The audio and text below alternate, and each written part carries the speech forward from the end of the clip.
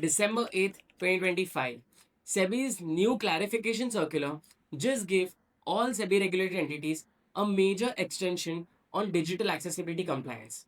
So, if you are an AIF, a mutual fund, a stockbroker, or any other SEBI regulated entity struggling to meet the December 14 deadline to appoint an IAP certified accessibility professional, you have just got some more time to complete your compliance obligations.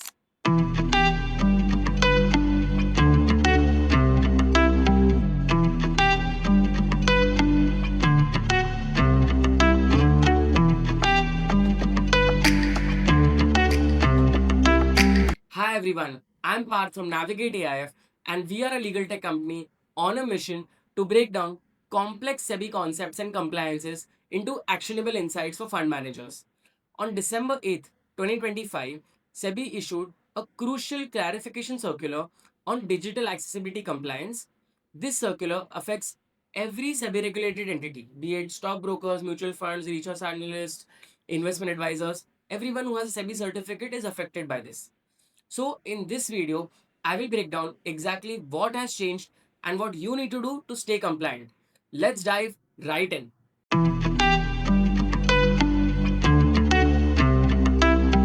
First, let me give you the context behind the implementation of the circular and why this was brought in.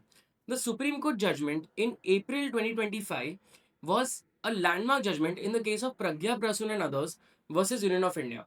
In this case, the Supreme Court held that the right to digital accessibility is an intrinsic component in the right to life and personal liberty under the Constitution under Article 19. Specifically, this case dealt with how persons with disabilities were being excluded from the digital KYC processes, securities market access, and online financial services. In this judgment, the Supreme Court actually issued guidelines to every regulator in India, that is SEBI, RBI, TRAI, telecom regulator, and insurance regulator in India, to ask their regulated entities to make their products digitally accessible. Hence, following the judgment, SEBI came out with three circulars mandating digital accessibility compliance for all SEBI regulated entities.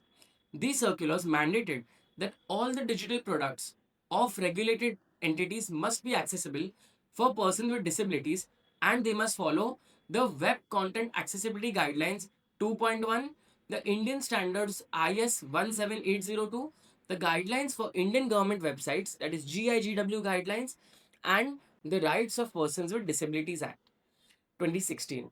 Further, the digital platforms must be audited by an auditor certified by IAAP, that is International Association of Accessibility Professionals. The original circular had a December 14, 2025 deadline for appointing this IAAP certified accessibility professional to conduct the audit. The IAP auditors then had to complete this audit by 30th of April 2026, and thereafter the regulated entities had time till 31st of July 2026 to remediate all the changes and make sure that their products are fully accessible.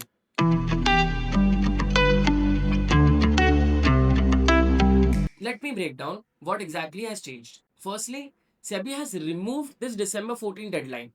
Now, instead of intimating SEBI who you have appointed and appointing an IAP auditor by December 14, regulated entities have to instead give a status report to SEBI by 31st March 2025 on the current readiness of their digital platforms from an accessibility standpoint. So they have to tell SEBI how accessible their platforms are by 31st March 2026. They have to actually intimate to SEBI by 31st of March whether the digital products that the regulated entities hold meet minimum AA level accessibility as per the latest web content accessibility guidelines. Now, whether or not the platforms meet AA level accessibility as per web content accessibility guidelines would not be possible for any platform to determine without actually appointing an IAP audit. And this is a more practical view. How would a compliance officer or a promoter of a fund or any regulated entity know if they meet these criteria or not without actually getting an audit done? Further, SEBI has not actually removed the requirement of conducting accessibility audit till 30th of April and then remediating till 31st July.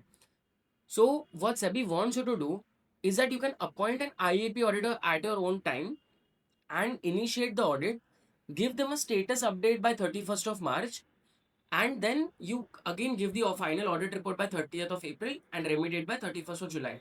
But in the middle, they have included this status update requirement. This actually helps entities because it doesn't put a strict timeline on when they want to appoint the auditor. This really helps people to speak with multiple accessibility auditors and find an auditor that suits their requirements. SEBI has retained the same reporting authorities as per the 25th September circular on where you have to submit this accessibility status. For instance, for AIS, you have to submit this to SEBI directly, and an email also has been given where you have to make the submission.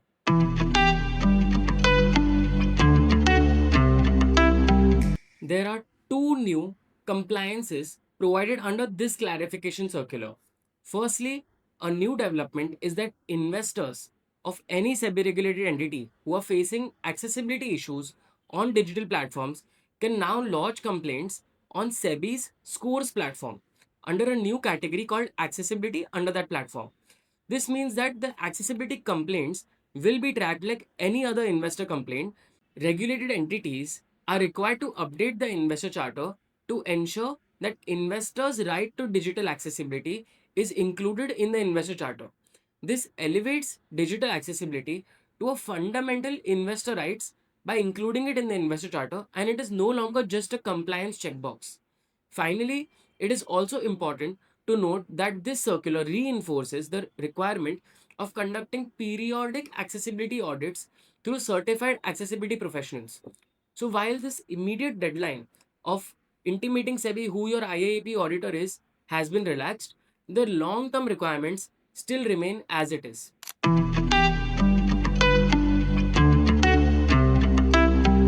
So, what is your action plan? What do you do now? Let me give you a very clear action plan on how you can approach the digital accessibility compliance requirements based on this new timeline.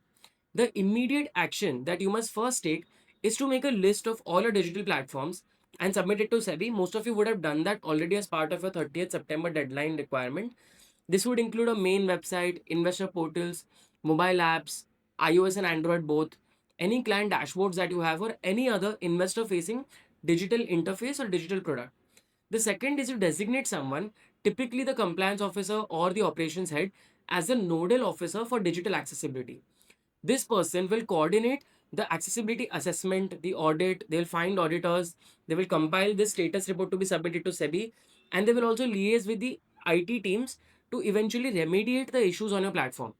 You can also conduct a basic initial self assessment on your platform to see if it's accessible, such as you can try and see if screen readers are able to navigate your websites. Do all images on a website have an alternative text?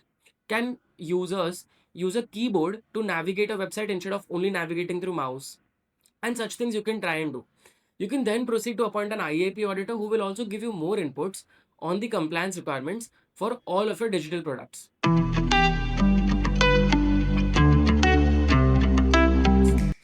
I want to also address some common queries that we at Navigate AIF have been getting from a number of prospective and our current clients. So let me answer some of those that may help answer your queries as well. One client was that we are a very small fund with limited resources. Do we really need to comply to all of this? I mean, we just have a website that's a basic information page. So, yes, it is. It is irrelevant whether any of your clients are currently disabled or not. This is about ensuring accessibility for all potential investors. You can't discriminate by saying that we don't serve disabled folks or we don't have any disabled investors. Plus, your current investors could also potentially become persons with disabilities in the future.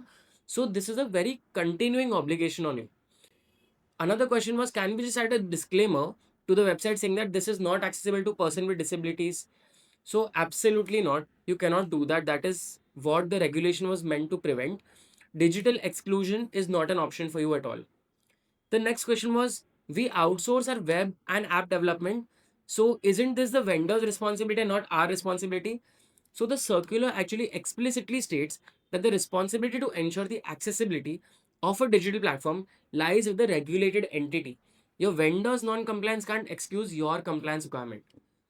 Another question was, do internal platforms that are not investor facing, do they also need to be accessible? Say you could be using a CRM or you could be using an accounting tool internally. Does that also have to be accessible?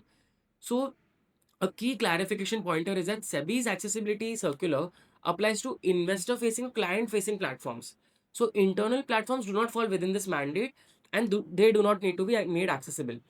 However, as best practice and good governance, what you can try and do is make your internal platforms also accessible, because your employees can also have disabilities. But that is a good governance requirement, not required under the circular. Last question was, what exactly is IAAP certification? So IAAP is the International Association of Accessibility Professionals, which offers globally recognized certification for accessibility professionals in three categories. This is CPACC, meaning Certified Professional in Accessibility Core Competencies, WAS, which is Web Accessibility Specialist, and ADS, that is Accessible Document Specialist. Now you can choose any of these to be your auditors. It doesn't matter what their specialization is. You can try and ask them if they have knowledge and expertise in also remediating and finding gaps in your website documents, as well as in your entire digital product. But you can appoint any of them to do your accessibility audit. So if you found this breakdown helpful and you have any other questions relating to digital accessibility compliance, feel free to contact us at Navigate AI. We would love to help you with all of your compliance needs. And if you like this, stay connected with us.